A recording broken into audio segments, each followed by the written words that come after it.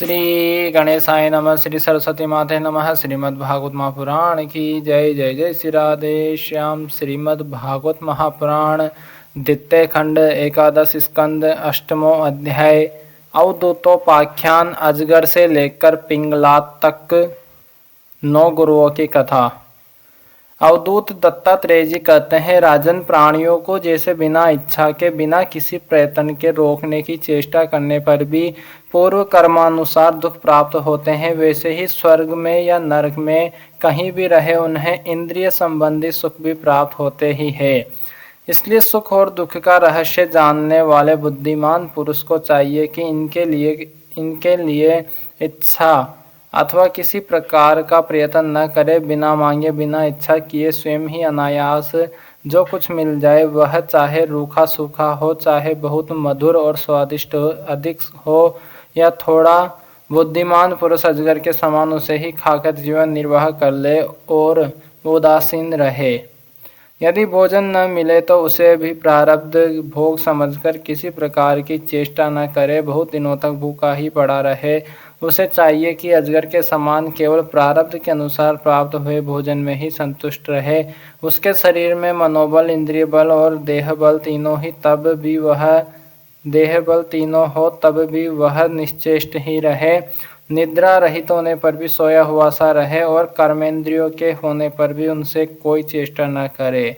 राजन, मैंने अजगर से यही शिक्षा ग्रहण की है। समुद्र से मैंने यह सीखा है कि साधक को सर्वदा प्रसन्न और गंभीर रहना चाहिए। उसका भाव अथाह, अपार और असीम होना चाहिए तथा किसी भी निमित्त से उसे क्षोभ न होना चाहिए। उसे ठीक वैसे ही रहना चाहिए जैसे ज्वार भाटे और तरंगों से रहित शांत समुद्र। देखो, समुद्र वर्षा ऋतु में नदियों की बाढ़ के कारण बढ़ता नहीं और न ग्रीष्म ऋतु में घटता ही है, वैसे ही भगवत परायण साधक को भी सांसारिक पदार्थों की प्राप्ति से प्रफुल्लित न होना चाहिए और न उनके घटने से उदास ही होना चाहिए। राजन, मैंने पतंगे से यह शिक्षा ग्रहण की है कि जैसे वह रूप पर मोहित होकर आग में कूद पड़ता है और जल मरता है, वैसे ही अपनी इंद्रियों को वश में न रखने वाला पुरुष जब स्त्री को देखता है तो उसके हाव भाव पर लट्टू हो जाता है और घोर अंधकार में नरक में गिरकर अपना सत्यानाश कर लेता है। सचमुच स्त्री देवताओं की वह माया है जिससे जीव भगवान या मोक्ष की प्राप्ति से वंचित रह जाता है। जो मूढ़ कामिनी, कंचन, गहने, कपड़े आदि नाशवान मायिक पदार्थों में फंसा हुआ है और जिसकी संपूर्ण चित्तवृत्ति उनके उपभोग के लिए ही लालायित है, वह अपनी विवेक बुद्धि खोकर पतंगों के समान नष्ट हो जाता है। राजन, सन्यासी को चाहिए कि गृहस्थों को किसी प्रकार का कष्ट न देकर भोरे की तरह अपना जीवन निर्वाह करे। वह अपने शरीर के लिए उपयोगी रोटी के कुछ टुकड़े कई घरों से मांग ले। जिस प्रकार भोरा विभिन्न पुष्पों से, चाहे वे छोटे हो या बड़े, उनका सारा संग्रह करता है, वैसे ही बुद्धिमान पुरुष को चाहिए कि छोटे बड़े सभी शास्त्रों से उनका सार, उनका रस निचोड़ ले। राजन, मैंने मधुमक्खी से यह शिक्षा ग्रहण की है कि सन्यासी को सायंकाल अथवा दूसरे दिन के लिए भिक्षा का संग्रह न करना चाहिए। उसके पास भिक्षा लेने का कोई पात्र हो तो केवल हाथ और रखने के लिए कोई बर्तन हो तो पेट, वह कहीं संग्रह न कर बैठे, नहीं तो मधुमक्खियों के समान उसका जीवन भी दूभर हो जाएगा। यह बात खूब समझ लेनी चाहिए कि सन्यासी सवेरे शाम के लिए किसी प्रकार का संग्रह न करे। यदि संग्रह करेगा तो मधुमक्खियों के समान अपने संग्रह के साथ ही जीवन भी गंवा बैठेगा। राजन, मैंने हाथी से यह सीखा कि सन्यासी को कभी पैर से भी काठ की बनी हुई स्त्री का भी स्पर्श न करना चाहिए। यदि वह ऐसा करेगा तो जैसे हथनी के अंग संग से हाथी बंध जाता है, वैसे ही वह भी बंध जाएगा। विवेकी पुरुष किसी भी स्त्री को कभी भी भोग्य रूप से स्वीकार न करे, क्योंकि यह उसकी मूर्ति माती मृत्यु है। यदि वह स्वीकार करेगा तो हाथियों से हाथ की तरह अधिक बलवान अन्य पुरुषों के द्वारा मारा जाएगा। मैंने मधु निकालने वाले पुरुष से यह शिक्षा ग्रहण की है कि संसार के लोभी पुरुष बड़ी कठिनाई से धन का संचय तो करते रहते हैं, किंतु वह संचित धन न किसी को दान करते हैं और न स्वयं उसका उपभोग ही करते हैं। बस जैसे मधु निकालने वाला मधुमक्खियों के द्वारा संचित रस को निकाल ले जाता है, वैसे ही उनके संचित धन को भी उसकी टोह रखने वाला कोई दूसरा पुरुष ही भोगता है। तुम देखते हो न कि मधुहारी मधुमक्खियों का जोड़ा हुआ मधु उनके खाने से पहले ही साफ कर जाता है, वैसे ही ग्रस्तों के बहुत कठिनाई से संचित किए पदार्थों को जिनसे वे सुख भोग की अभिलाषा रखते हैं उनसे भी पहले सन्यासी और ब्रह्मचारी भोगते हैं, क्योंकि ग्रस्त तो पहले अतिथि अभ्यागतों को भोजन कराकर ही स्वयं भोजन करेगा। मैंने हरिण से यह सीखा है कि वनवासी सन्यासी को कभी विषय संबंधी गति नहीं सुनने चाहिए। वह इस बात की शिक्षा उस हरिण से ग्रहण करे जो व्याध के गीत से मोहित होकर बंध जाता है। तुम्हें इस बात का पता है कि हरिणी के गर्भ से पैदा हुआ ऋष्यशृंग मुनि स्त्रियों का विषय संबंधी गाना बजाना नाचना आदि देख सुनकर उनके वश में हो गए थे और उनके हाथ ही कठपुतली बन गए थे।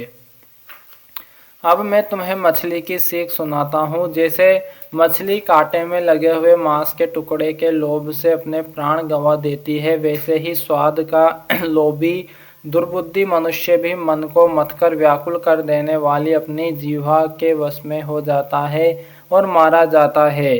विवेकी पुरुष भोजन बंद करके दूसरी इंद्रियों पर तो बहुत शीघ्र विजय प्राप्त कर लेते हैं, परंतु इससे उनकी रसना इंद्रिय वश में नहीं होती। वह तो भोजन बंद कर देने से और भी प्रबल हो जाती है। मनुष्य और सभी इंद्रियों पर विजय प्राप्त कर लेने पर भी तब तक जितेंद्रिय नहीं हो सकता जब तक रसेंद्रियों को अपने वश में नहीं कर लेता, और यदि रसेंद्रियों को वश में कर लिया तब तो मानो सभी इंद्रिया वश में हो गई। नृपनंदन, प्राचीन काल की बात है, विदेह नगरी मिथिला में एक वेश्या रहती थी। उसका नाम था पिंगला। मैंने उससे जो कुछ शिक्षा ग्रहण की वह मैं तुम्हें सुनाता हूँ, सावधान होकर सुनो। वह स्वेच्छाचारिणी तो थी ही, रूपवती भी थी। एक दिन रात्रि के समय किसी पुरुष को अपने रमण स्थान में लाने के लिए खूब बन ठन कर उत्तम वस्त्र आभूषणों से सजकर बहुत देर तक अपने घर के बाहरी दरवाजे पर खड़ी रही। नर रत्न उसे पुरुष की नहीं धन की कामना थी, और उसके मन में यह कामना इतनी दृढ़ मूल हो गई थी कि वह किसी भी पुरुष को उधर से आते जाते देखकर यही सोचती थी कि यह कोई धनी है और मुझे धन देकर उपभोग करने के लिए ही आ रहा है। जब आने जाने वाले आगे बढ़ जाते तब फिर वह संकेत जीवनी वेश्या यही सोचती कि अवश्य ही अब की बार कोई ऐसा धनी मेरे पास आवेगा जो मुझे बहुत सा धन देगा। उसके चित्त की यह दुराशा बढ़ती ही जाती थी। वह दरवाजे पर बहुत देर तक टंगी रही। उसकी नींद भी जाती रही। वह कभी बाहर आती तो कभी भीतर जाती। इस प्रकार आधी रात हो गई। राजन, सचमुच आशा और सो भी धन की बहुत बुरी है। धनी की बाट जोहते जोहते उसका मुंह सूख गया, चित्त व्याकुल हो गया। अब उसे इस वृत्ति से बड़ा वैराग्य हुआ। उसमें दुख बुद्धि हो गई। इसमें संदेह नहीं कि इस वैराग्य का कारण चिंता ही थी, परंतु ऐसा वैराग्य भी है तो सुख का ही हेतु। जब पिंगला के चित्त में इस प्रकार वैराग्य की भावना जागृत हुई तब उसने एक गीत गाया, वह मैं तुम्हें सुनाता हूँ। राजन, मनुष्य आशा की फांसी पर लटक रहा है। इसको तलवार की तरह काटने वाली यदि कोई वस्तु है तो वह केवल वैराग्य है। प्रिय राजन, जिसे वैराग्य नहीं हुआ है, जो धन बखेड़ों से उबा नहीं है, वह शरीर और इसके बंधन से उसी प्रकार मुक्त नहीं होना चाहता जैसे अज्ञानी पुरुष ममता छोड़ने की इच्छा भी नहीं करता।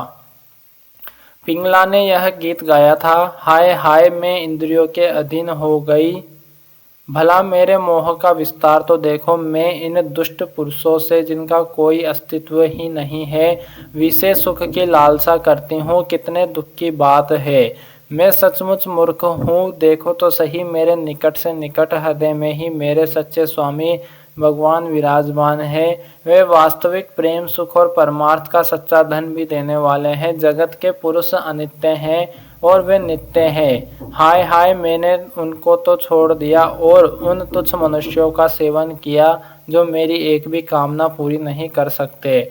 उल्टे दुख, भय आदि व्याधि, शोक और मोह ही देते हैं। यह मेरी मूर्खता की हद है कि मैं उनका सेवन करती हूँ। बड़े खेद की बात है, मैंने अत्यंत निंदनीय आजीविका वेश्यावृत्ति का आश्रय लिया और व्यर्थ में अपने शरीर और मन को क्लेश दिया, पीड़ा पहुंचाई। मेरा यह शरीर बिक गया है। लंपट, लोभी और निंदनीय मनुष्यों ने इसे खरीद लिया है और मैं इतनी मूर्ख हूँ कि इसी शरीर से धन और रति सुख चाहती हूँ। मुझे धिक्कार है। यह शरीर एक घर है। इसमें हड्डियों के टेढ़े तिरछे बांस और खंभे लगे हुए हैं। चाम, रोए और नाखूनों से यह छाया गया है। इसमें 9 दरवाजे हैं जिनसे मल निकलते ही रहते हैं। इसमें संचित संपत्ति के नाम पर केवल मल और मूत्र है। मेरे अतिरिक्त ऐसी कौन स्त्री है जो इस स्थूल शरीर को अपना प्रिय समझकर सेवन करेगी। यो तो यह विदेह हो कि जीवन मुक्तों की नगरी है, परंतु इसमें मैं ही सबसे मूर्ख और दुष्ट हूँ, क्योंकि अकेली मैं ही तो आत्मदानी, अविनाशी एवं प्रियतम परमात्मा को छोड़कर दूसरे पुरुषों की अभिलाषा करती हूँ। मेरे हृदय में विराजमान प्रभु समस्त प्राणियों के हितैषी, सुहद, प्रियतम स्वामी और आत्मा है। अब मैं अपने आप को देखकर इन्हें खरीद लूँगी और इनके साथ वैसे ही विहार करूँगी जैसे लक्ष्मी जी करती है। मेरे मूर्ख चित्त, तू बतला तो सही, जगत के विषय भोगने और उनको देने वाले पुरुषों ने तुझे कितना सुख दिया है। अरे वे तो स्वयं ही पैदा होते हैं और मरते रहते हैं। मैं केवल अपनी ही बात नहीं कहती, केवल मनुष्यों की भी नहीं, क्या देवताओं ने भी भोगों के द्वारा अपनी पत्नियों को संतुष्ट किया है। वे बेचारे तो स्वयं काल के गाल में पड़े पड़े कराह रहे हैं। अवश्य ही मेरे किसी शुभ कर्म से विष्णु भगवान मुझ पर प्रसन्न है, तभी तो दुराशा से मुझे इस प्रकार वैराग्य हुआ है। अवश्य ही मेरा यह वैराग्य सुख देने वाला होगा। यदि मैं मंदभागिनी होती तो मुझे ऐसा दुख ही न उठाने पड़ते जिनसे वैराग्य होता है। मनुष्य वैराग्य के द्वारा ही घर आदि के सब बंधनों को काटकर शांति लाभ करता है। अब मैं भगवान का यह उपकार आदरपूर्वक सिर झुकाकर स्वीकार करती हूँ और विषय भोगों की दुराशा छोड़कर उन्हीं जगदीश्वर की शरण ग्रहण करती हूँ। अब मुझे प्रारब्ध के अनुसार जो कुछ मिल जाएगा उसी से निर्वाह कर लूँगी और बड़े संतोष तथा श्रद्धा के साथ रहूँगी। मैं अब किसी दूसरे पुरुष की ओर न ताककर अपने हृदयेश्वर आत्मस्वरूप प्रभु के साथ ही विहार करूँगी। यह जीव संसार के कुएं में गिरा हुआ है। विषयों ने इसे अंधा बना दिया है। काल रूपी अजगर ने इसे अपने मुंह में दबा रखा है। अब भगवान को छोड़कर इसकी रक्षा करने में दूसरा कौन समर्थ है। जिस समय जीव समस्त विषयों से विरक्त हो जाता है उस समय वह स्वयं ही अपनी रक्षा कर लेता है। इसलिए बड़ी सावधानी के साथ यह देखते रहना चाहिए कि सारा जगत काल रूपी अजगर से ग्रस्त है। अवधूत दत्तात्रेय जी ने कहते हैं, राजन, पिंगला वेश्या ने ऐसा निश्चय करके अपने प्रिय धनियों की दुराशा, उनसे मिलने की लालसा परित्याग कर दिया और शांत भाव से जाकर वह अपने सेज पर सो रही। सचमुच आशा ही सबसे बड़ा दुख है और निराशा ही सबसे बड़ा सुख है, क्योंकि पिंगला वेश्या ने जब पुरुष की आशा त्याग दी तब वह सुख से सो सकी। श्री सीताराम भगवान की जय, श्री राधे श्याम जी सरकार की जय, हनुमान जी महाराज की जय, उमापति महादेव भगवान की जय, श्री लाडली जी सरकार की जय, श्री वृंदावन बिहारी लाल की जय, श्री सदगुरुदेव भगवान की जय, अपने अपने माता पिता की जय, गौ माता की जय, सनातन धर्म की जय, भूदेव ब्राह्मण की जय, भूदेव संतन की जय, विरक्त ब्राह्मण की जय, विरक्त संतन की जय, सभी पितरन की जय, श्री विराट पुरुष भगवान की जय, श्री नारायण भगवान की जय, सब ब्रजवासियों की जय, सभी गोपियों की जय, सभी ग्वालों की जय। श्री सुखदेव जी महाराज की जय। भक्त और भगवान की जय। जय जय श्री राधे श्याम। सबको मिले श्री वृंदावन धाम। नमः पार्वती पतये हर हर महादेव।